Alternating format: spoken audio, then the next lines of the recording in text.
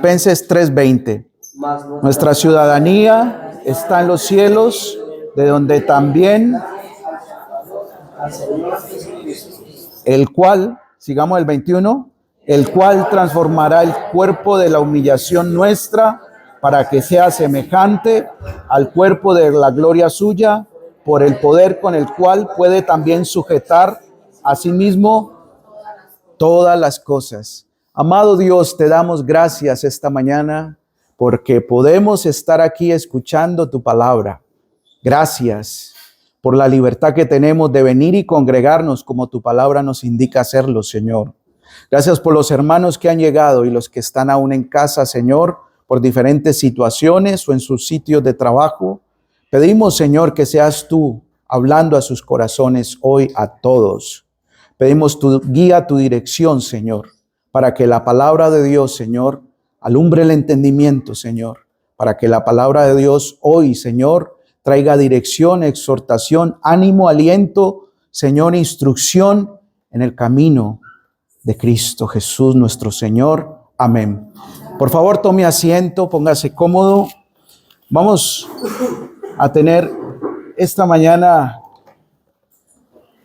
de acuerdo al énfasis que venimos estudiando este mes de octubre, que ya va terminando, que tenemos muchas naciones y una sola fe. Y vamos a hablar un poco, hasta donde nos permita el tiempo, nuestra identidad en Cristo. Es de entender que tenemos una sola fe. Aquí ya vemos representadas muchas naciones, ¿verdad?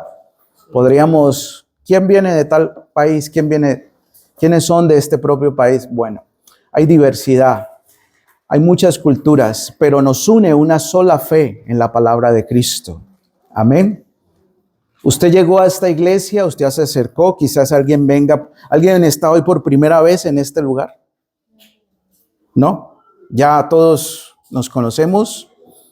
Bueno, unos más, otros menos, pero llegamos a este lugar con una convicción de que allí había gente que seguía a Cristo, ¿verdad?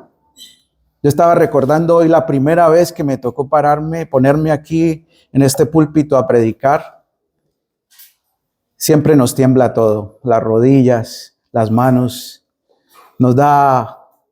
Hablar en público no es fácil, y más hablar del Señor y de las cosas del Señor no es tan fácil. Pero lo hacemos con temor, sabiendo que no lo merecemos.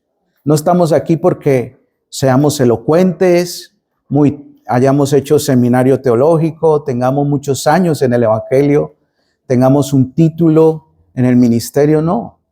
Es porque Dios lo ha dispuesto y es por su gracia que podemos hoy venir y abrir las escrituras y servir al pueblo de Dios. Yo quiero decirle algo muy importante. Ni el que predica es más del que lo atendió usted en la puerta al llegar, o del hermano o la hermana que esta semana vino y limpió el suelo de la congregación y las sillas y los baños. Todos servimos a Cristo Jesús. Y eso es lo hermoso de nuestra identidad en Él, que somos siervos del Señor y servidores unos de los otros, para que nuestra fe sea edificada y levantada. Amén. Amén. Qué hermoso es el Señor, ¿verdad? Qué bueno es estar hoy aquí. Veo muy pocas sillas vacías de este lado. Aquí hay también. Aquí hay, pero aquí estamos. Y no sé si llegue el tiempo donde no quepamos aquí. El Señor ya lo sabe. Pero estaremos predicando la palabra, instruyendo, haciendo lo que el Señor quiere que hagamos para que su pueblo esté bien alimentado. Vamos a un hombre que fue denominado el hermano Yun. Esta semana estuve mirando unos apartes de un libro muy importante que se llama El Hombre Celestial. Un misionero chino, un misionero usado por Dios, un misionero que soportó una de las más recias persecuciones que hay en la China. Si ustedes conocen un poquito de historia, la China empezó el comunismo, el régimen comunista en 1949. En el 48 Israel es constituida como nación, ¿no? Después de muchos procesos y cosas de estas. Pero en el 49 la China se volvió comunista.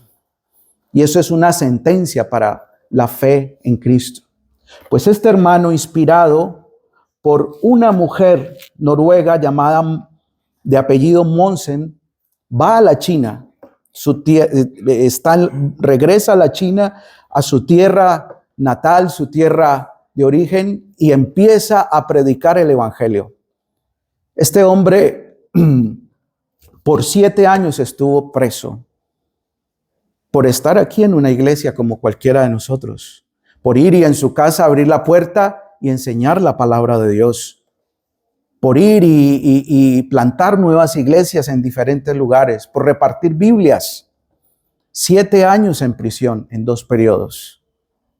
Fue un hombre maravilloso que aún está vivo, y era tal la persecución en la China comunista que este hombre tuvo que, los bautizos en agua tenían que hacerlo en las noches. El río estaba congelado. Tenían que abrir un agujero y los hermanos que se iban a bautizar con agua fría en la noche, en China, para poder hacer bautizos en agua en aquellas horas donde la policía, las fuerzas del país no estuvieran vigilando. Mis hermanos, nosotros tenemos una libertad y una oportunidad gloriosa de que nuestra identidad en Cristo, lo que Él ha hecho en nosotros, podamos transmitirlo a otros. Eso puede cambiar. Dios permita que no. Pero podemos hacerlo libre y abiertamente.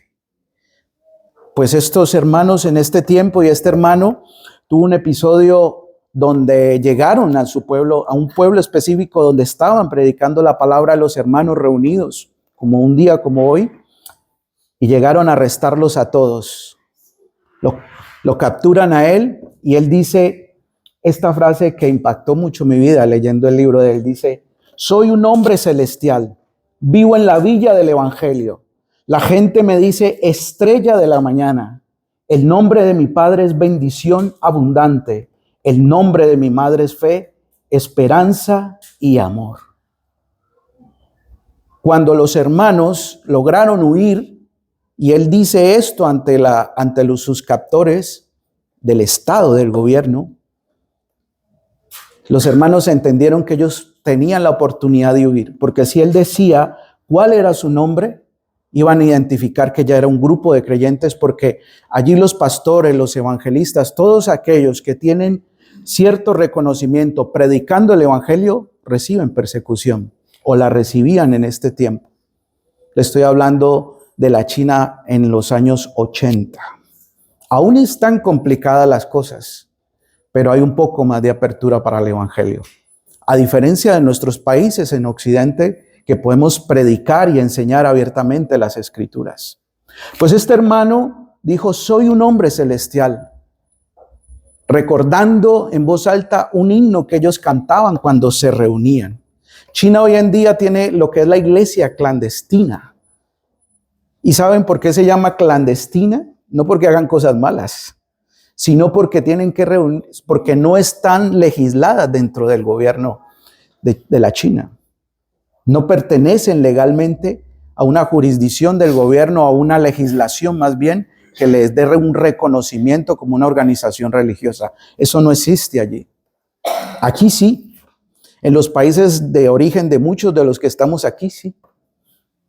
Y eso evita que el Estado llegue y se meta en todos los asuntos de la iglesia, y más en un régimen comunista para terminarla. Mao Zedong en el 49 inicia una persecución a la iglesia evangélica en la China. Sus puertas son cerradas, sus líderes son perseguidos y arrastrados a la cárcel. La distribución de Biblias a lo largo de ese tiempo tenían que, los hermanos tenían un recipiente así, allí la metían, la tapaban, como cuando éramos niños le decíamos un recipiente de galletas, ¿no? La metían allí y la enterraban, porque si llegaba la policía tenía la libertad de entrar, revisar toda la casa, y si había una Biblia, camine para la cárcel. Usted está haciendo algo ilegal. Mis hermanos, es una realidad. Pero este hombre, después de muchas persecuciones, de muchas dificultades, pudo salir libre a los 7 años de prisión. Es un hombre impresionante lo que cuenta su vida, su historia. No sé si es el único o uno de los pocos que han podido ayunar 74 días. 74 días. ¿Quiénes han ayunado aquí un día, 2, 3? Bueno. Una semana. 2. 30 días. Un mes. Un mes. Este hermano ayunó en la cárcel 74 días. Y en la cárcel. Pero, ¿sabe qué es lo más hermoso del Evangelio? Que este hombre dijo, escribe en su libro, yo no pretendo decir que tengo superpoderes o soy más que nadie. Si Dios quita su gracia de mí, el hermano Jung y todo lo que Dios ha hecho a través de mí, se viene al suelo. No lo puedo resistir. Tengo tantas imperfecciones en mi vida que Cristo y su gracia en mí es lo único que puede hacer la diferencia. Y de esa identidad quiero hablarles, hermanos. Nuestra verdadera identidad por la gracia de Dios. Y el texto que leíamos allí en Filipenses 3, no pierda ese capítulo de vista, es un texto que nos habla de nuestra ciudadanía. Nos habla del Jesús que tuvo 2 naturalezas, donde lo encontramos en diferentes partes de la Escritura que nos dice que Él es el único, Él es el unigénito. Jesús es monogenético, 2 naturalezas en un mismo ser. Y nos habla que por el poder de Él, que llegará el día que este cuerpo de humillación nuestra, para que sea semejante al cuerpo de la gloria suya, se cumplirá. Jesús, en Él habitan 2 naturalezas. En Él habitan 2 condiciones que vamos a estar mirando en la Escritura para ayudar a entendernos que el Señor ha puesto una nueva identidad en nosotros y nos quiere llevar y siempre atraer hacia Él. Por nuestras fuerzas, por nuestro poder, por nuestra autoconfianza, por nuestra autosuficiencia, no, por el poder de su Espíritu. Y Pablo, antes de llevar a los filipenses a esta enseñanza de esta nueva identidad en Cristo y lo que hará en un tiempo postrero, primero habla de su propio camino. Recuerden que Filipenses es una de las cartas escritas cuando Pablo estaba ¿dónde? ¿Dónde? En prisión. Es una de las cartas que se escriben en prisión. Y es sorprendente cómo Pablo, estando preso, habla de regocijados, gozados en el Señor siempre, y la paz de Dios que sobrepasa en todo entendimiento, guarde vuestros. Y uno dice, ¿de dónde sacaba Pablo todas esas palabras y ánimo para las iglesias estando en prisión? Vamos a hacer una explicación comparativa usando un poquito de la física, ¿no? La física nos dice que hay una ley que se llama la gravedad, ¿no? Que atrae dos cuerpos, su masa, ¿para qué?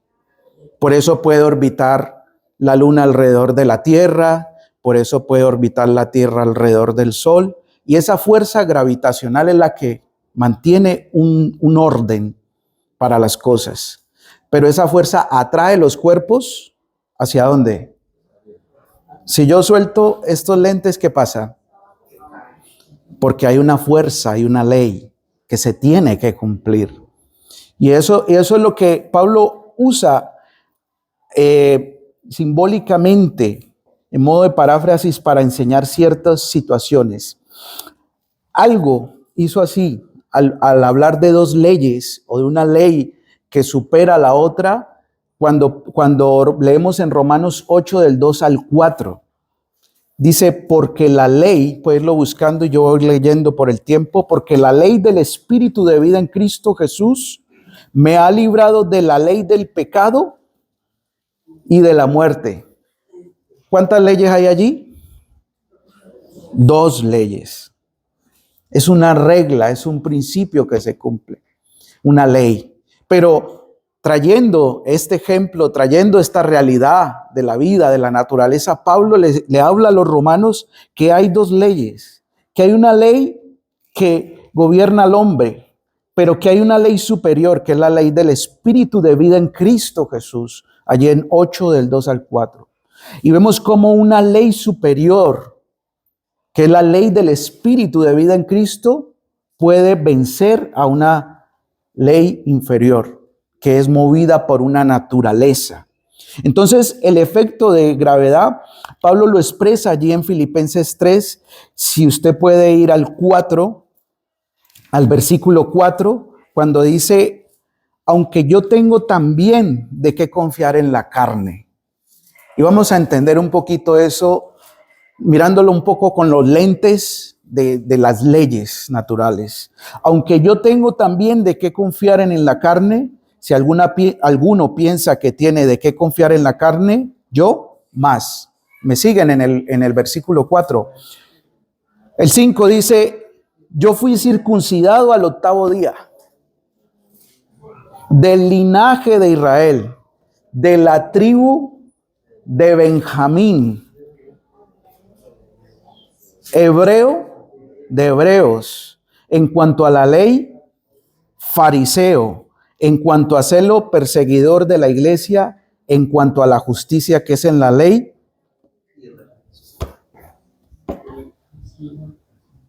Tenía mucho efecto gravedad Pablo, que lo situaba en poner su confianza en sí mismo, lo que nos puede pasar a nosotros. Yo he hecho mi vida, yo he construido mi vida, yo he estudiado, yo he trabajado, yo he ahorrado, yo he comprado, yo. Y es lo que Pablo nos está diciendo aquí. Cuando Pablo dice que es de la tribu de Benjamín, hay algo importante que hay que resaltar allí para no andar mucho. La tribu de Benjamín era la tribu más pequeña, pero de esa tribu habían aspectos importantes. En una palabra profética se le había dicho a Jacob que era como un lobo guerrero. Tenía la capacidad de pelear. Era una tribu aguerrida. De ahí habían salido hombres como Ahot, un guerrero que ganó una gran batalla. Había un orgullo nacional y es que de ahí había salido el primer rey de Israel, que era Saúl. Y había salido un personaje muy importante, que era Mardoqueo. Cuando Pablo dice aquí a los filipenses que él tenía mucho que él era benjamita, él tenía mucho de qué gloriarse. Era una tribu muy importante. Fue la tribu que se mantuvo cuando Israel se divide, que lo vimos en el curso del Antiguo Testamento, lo citó el hermano Francisco esta mañana. Benjamín se mantuvo leal a David. Y eso es lo que estaba tratando de decir Pablo allí. Yo tengo mucho de qué gloriarme. He sido celoso, soy fariseo. En ese tiempo ser fariseo, dice que habían alrededor de 6,000 fariseos en todo Israel. Eran hombres que no se habían vendido a lo que hablábamos esta mañana también, a la influencia griega. Si ustedes recuerdan, entre el Antiguo y el Nuevo Testamento hubieron 400 años que le llaman los 400 años de silencio, el periodo intertestamentario, y allí Grecia ya había influenciado a Israel. Y muchos judíos tenían una influencia griega. Pues cuando alguien decía que era fariseo, decía, yo esa influencia no he cogido. Yo me he mantenido aquí firme, guardando las tradiciones de la ley, guardando las tradiciones de Moisés, guardando la ley y los profetas, y no me he contaminado con Grecia. Esto era lo que él quería decir. Y tenemos que hablar del concepto de carne. Y Romanos 7, 21 al 23, pueden ir. Vamos avanzando. Dice, así que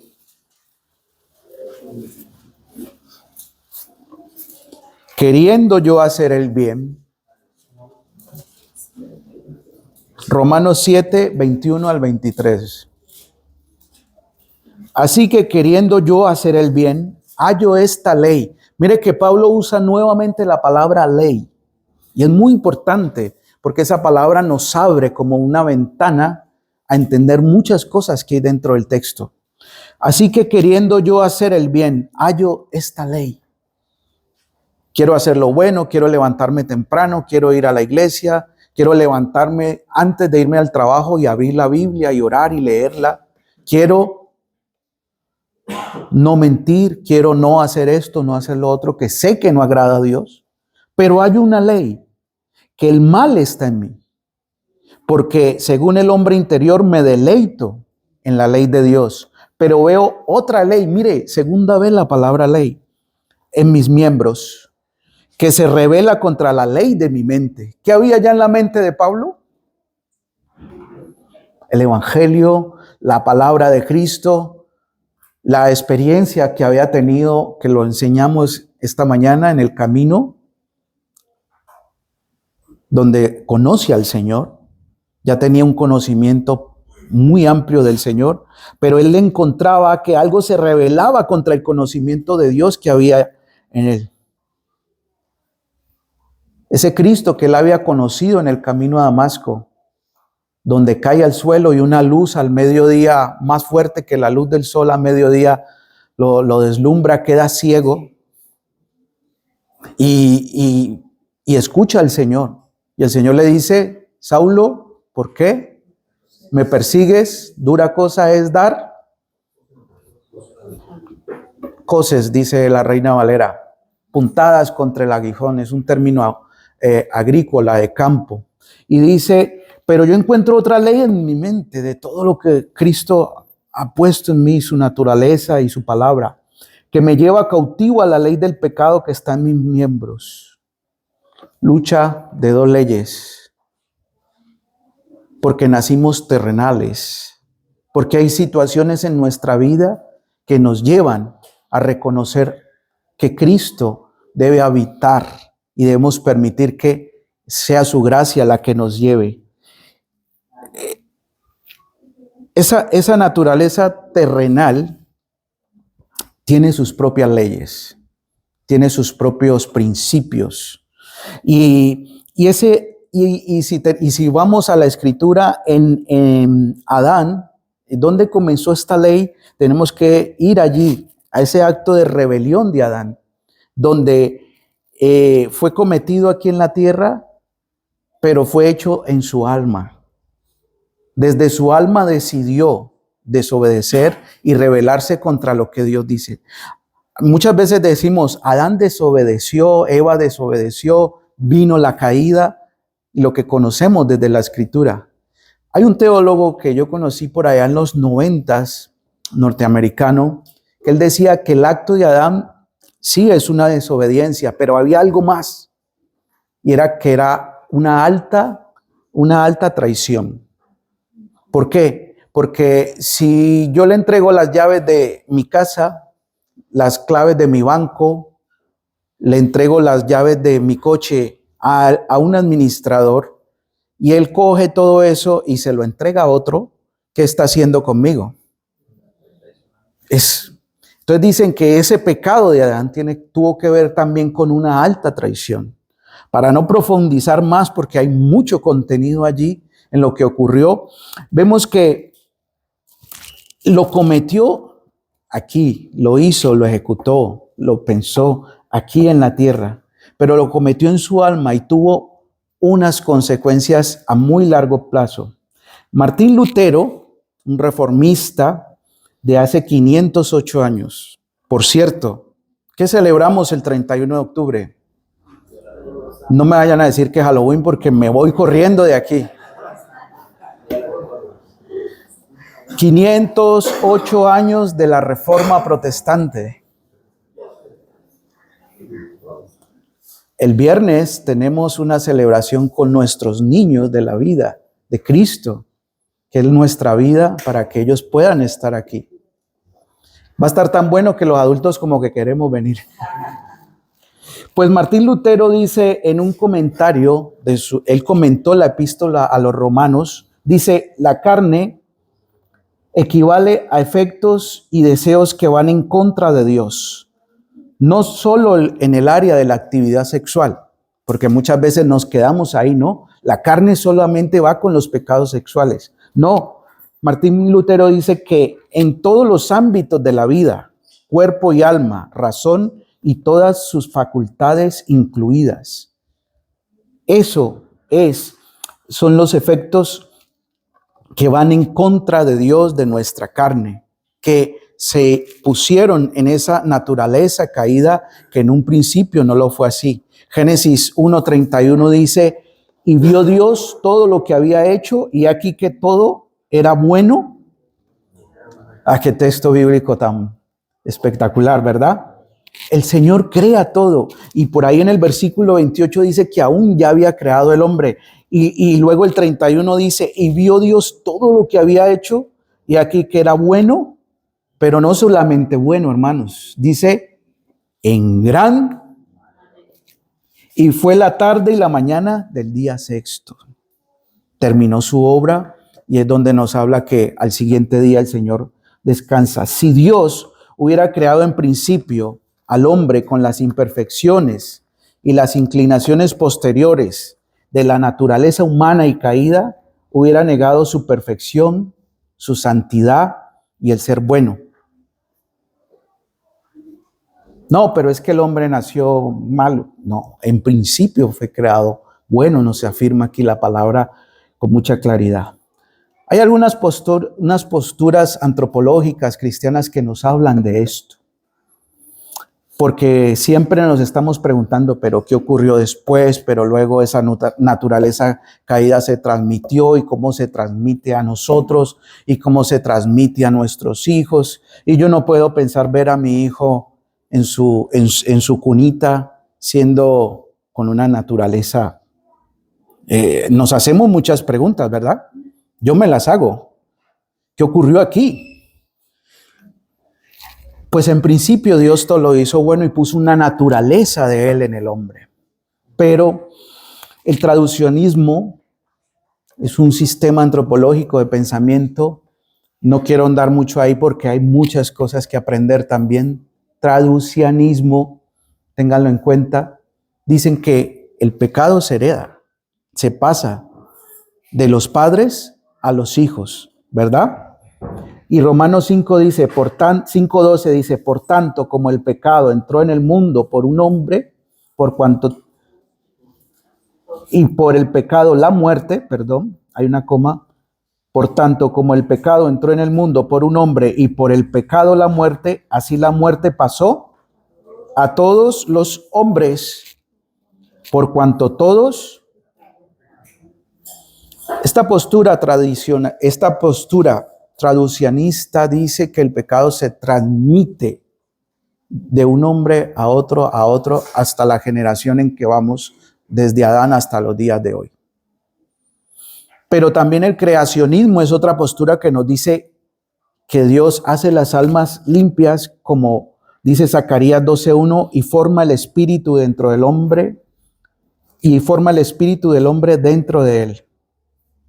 Entonces nos preguntaríamos, ¿de dónde entonces adquiere el pecado esa nueva alma? Primera de Corintios 15:45 dice, y Génesis 2:7 nos hablan de que Dios sopló un alma, un espíritu limpio dentro de Adán. A imagen de él lo hizo, ¿no? Una vez que forma su cuerpo físico, sopla sobre él y es una alma viviente. Primera de Corintios 15:45 nos dice que Jesús es el segundo Adán, un espíritu vivificante, ¿no? Entonces, estas posturas encajan una por un lado y la otra por el otro lado. Debemos estudiarlas siempre a la luz de las Escrituras. El traducionismo encaja y encuadra bien con nuestra humanidad, pero el creacionismo encaja con la cristología. ¿Por qué? Porque en la parte humana de Cristo debe decirnos algo, que es el unigénito de Dios, el segundo Adán. Porque la palabra dice allí en Hebreos 4:15 que Jesús no pecó. pero tuvo dos naturalezas, que con ese texto iniciamos esta predicación. Me regreso aquí. Dice, el cual transformará el cuerpo de la humillación nuestra para que sea semejante al cuerpo de la gloria suya, por el poder con el cual puede también sujetar a sí mismo todas las cosas. Hebreos capítulo 4, versículo 15,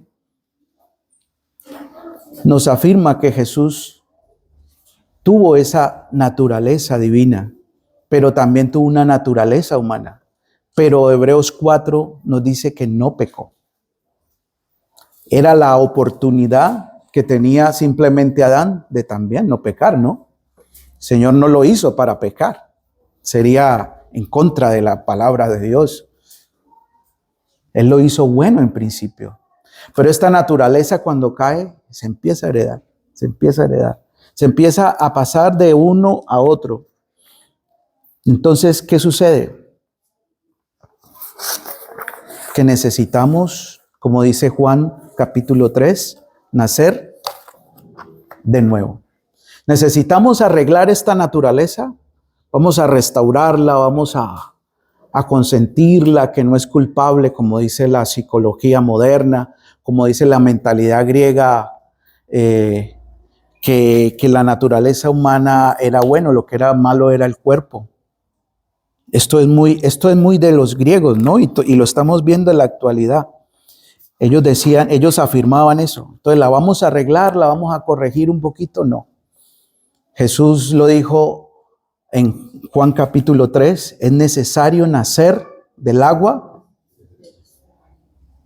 No tenemos otra opción, hermanos. Que el Señor ponga por su gracia una nueva naturaleza que nos permita vencer esa ley que nos quiere aplastar. Salmo 51:5 dice, he aquí en maldad he sido formado y en pecado me concibió. David no estaba hablando de que había nacido de un adulterio. David estaba hablando de su naturaleza allí en el Salmo 51:5. Es una oración de arrepentimiento cuando David se desvía y comete un acto que ustedes ya saben. Hay un pastor que se llama Marcos Bubeck y define la carne de esta manera. La carne es una ley incorporada en el hombre de fracaso, lo que hace imposible para el hombre natural agradar o servir a Dios. Es una fuerza interior compulsiva heredada de la caída del hombre, así como la gravedad tira hacia el suelo, ¿no? Que se expresa en rebelión general y específica contra Dios y su justicia. La carne nunca puede ser reformada o mejorada. La única esperanza para escapar de la ley de la carne es su ejecución total y su sustitución por una nueva vida en el Señor. Necesitamos, como dice Gálatas 4, nacer de la libre y no mantenernos y no seguir con la esclava en sentido figurado. Es una fuerza que impulsa, que lleva a no sujetarse a la ley de Dios. Es compulsiva porque siempre quiere estarlo haciendo. Mis hermanos, preocupémonos cuando no sintamos esa lucha con nuestra carne, con nuestros malos deseos, porque es una naturaleza libre luchando contra una naturaleza que fue esclava por el pecado. Dice Gálatas 5, 19 y 21, y manifiestas son las obras de la carne, que son adulterio, fornicación, inmundicia, lascivia, idolatría, hechicerías, enemistades, pleitos, celos, iras, contiendas, disensiones, herejías, envidias, homicidios, borracheras, orgías y cosas semejantes a estas, acerca de las cuales os amonesto, como ya os lo he dicho antes, que los que practican tales cosas no heredarán.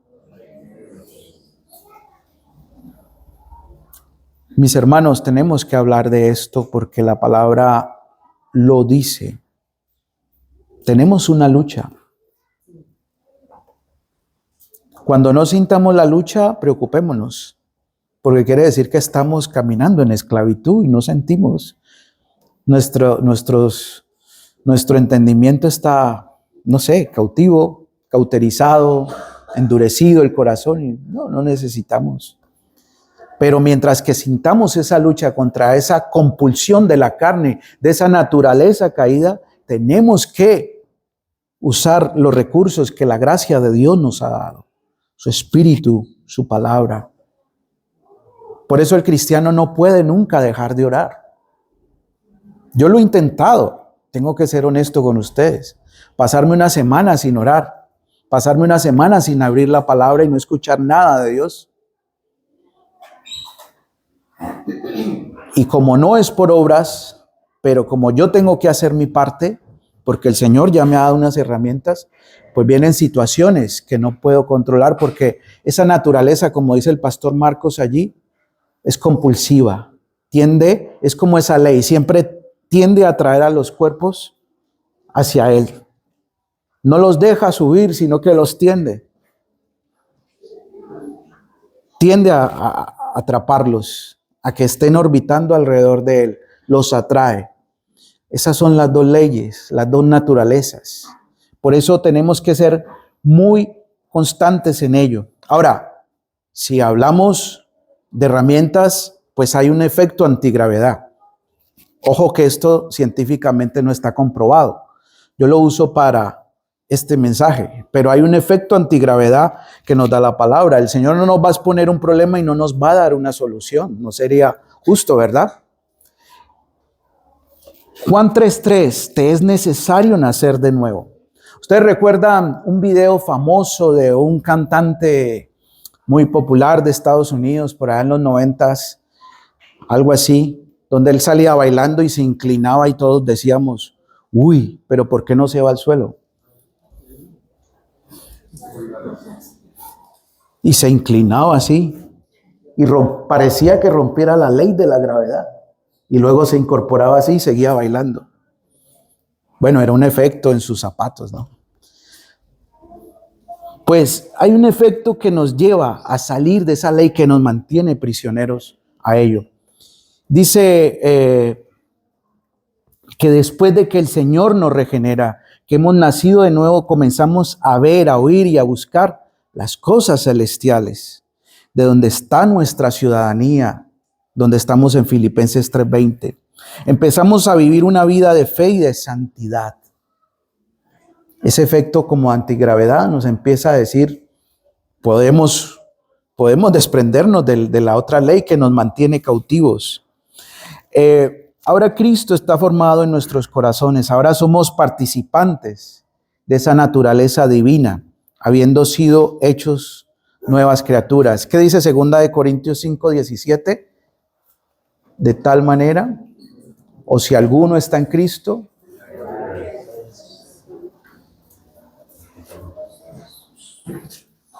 ¿hasta dónde somos nuevos? Es la pregunta. ¿Hasta dónde somos nuevos? Este texto es muy desafiante para todos, para mí. Yo me pregunto, Señor, tu palabra dice que soy nueva creación, nueva criatura.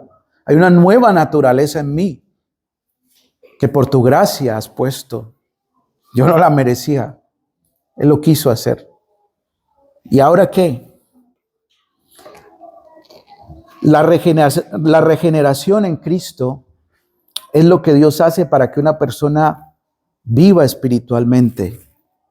Nuestra vieja naturaleza no puede vivir en la fe y no puede ver las cosas de Cristo. Y esto viene como resultado de la fe en Cristo. Por eso el Señor nos proporciona siempre, por su gracia, cómo vencer esa ley inferior con una ley superior que nos lleva a caminar hacia nuestra verdadera identidad en Él. Romanos 8:13 dice, porque si vivís conforme a la carne, moriréis. Mas si por el Espíritu hacéis morir las obras de la carne, viviréis. Ya tengo cómo hacer morir esa naturaleza, esa ley que habla Pablo allá en Romanos, que me mantiene cautivo. Gálatas 6 del 7 al 8. No os engañéis, Dios no puede ser burlado, pues todo lo que el hombre sembrare, eso también segará. Porque el que siembra para la carne, de la carne segará corrupción, mas el que siembra para el espíritu, del espíritu segará vida eterna.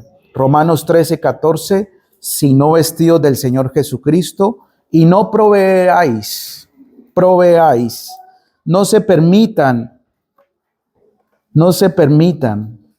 complacer a la carne, dice la Nueva Traducción Viviente. No proveáis para los deseos de la carne. Colosenses 3:5, haced morir. Mis hermanos, todos estos textos que estoy leyendo rápidamente, me perdonan por el tiempo, no puedo detenerme, nos llevan estos verbos a tomar acciones que son nuestra responsabilidad. No lo puede hacer el Señor por nosotros. Haced, Colosenses 3:15, haced morir, pues lo terrenal en vosotros. ¿Qué? ¿Qué debo hacer morir? La fornicación, la impureza, las pasiones desordenadas, los malos deseos, la avaricia, que es idolatría. Si me pueden ayudar con los niños, por favor, porque ya vamos terminando. Efesios 4:20 y 24. Mas vosotros no habéis aprendido así a Cristo, si en verdad le habéis oído y habéis sido por él enseñados, conforme a la verdad que está en Jesús, en cuanto a la pasada manera de vivir. ¿Qué hace usted cuando llega a su casa cansado, la ropa sucia por el trabajo, huele a sudor, qué sé yo? Se despoja. No veo la hora de llegar a mi casa y quitarme, ¿cierto? Así decimos en Colombia. No veo la hora de llegar a mi casa. Usted como que cuando se quita esa ropa sucia, maloliente, como que usted descansa, ¿no? Luego va a la ducha y luego todo cambia. Se siente como más a gusto. Pues esto, algo así nos dice aquí Efesios 4:20 al 24. En cuanto a vuestra pasada manera de vivir, despojados del viejo hombre que está viciado. Y esa palabra viciado es como estar arruinado. El viejo hombre con sus pasiones está arruinado, conforme a los deseos engañosos, y renovados en el espíritu de vuestra mente y vestidos del nuevo hombre, el hombre celestial. ¿Recuerdan la historia del hermano Jung? El hombre celestial que él citaba de un himno cristiano que había escuchado y cantaban con los hermanos, y vestidos del nuevo hombre celestial, creado según Dios en la justicia y santidad de la verdad. Y mis hermanos, para finalizar, tenemos que entender que cuando morimos en Cristo, cuando resucitamos con Cristo, cuando caminamos con Cristo y nos identificamos con Cristo, sabiendo que somos nuevos en Él, podemos poner la mira y la esperanza en lo que dice el versículo 20 y 21 de Filipenses 3. Mas nuestra ciudadanía ¿está dónde? Los que tienen ya dos ciudadanías lo pueden entender mejor. Pablo tenía dos ciudadanías, enseñaba a nuestro hermano hoy, ¿no? Era judío y era romano. Por eso pudo dilatar el juicio que había contra él y apeló, que lo vamos a ver más adelante, al César, y llegar a Roma y a estar predicando el evangelio en Roma por 2 años en una casa que le dieron por prisión, pero podían ir a visitarlo y así expandió el evangelio. Y dice, mas nuestra ciudadanía está en los cielos, de donde también esperamos al Salvador, al Señor Jesucristo, el cual transformará el cuerpo de la humillación nuestra naturaleza caída, la ley de la gravedad que nos tira hacia abajo, para que sea semejante al cuerpo de la gloria suya, efecto antigravedad que nos levanta de las condiciones de pecado y del hombre caído, por el poder. Mire, es que no es de ningún hombre, no es de ningún método de hombres. Dice, por el poder con el cual puede también sujetar a sí mismo, ¿qué? Todo. Juan 12:32 dice, cuando yo sea levantado, los atraeré a mí mismo. Mis hermanos, nuestro destino, nuestra ciudadanía está en el Señor. Tenemos nuestro hogar en el cielo y aquí en la tierra somos una colonia de ciudadanos celestiales, decía alguien. Amén. Amén. Oremos al Señor.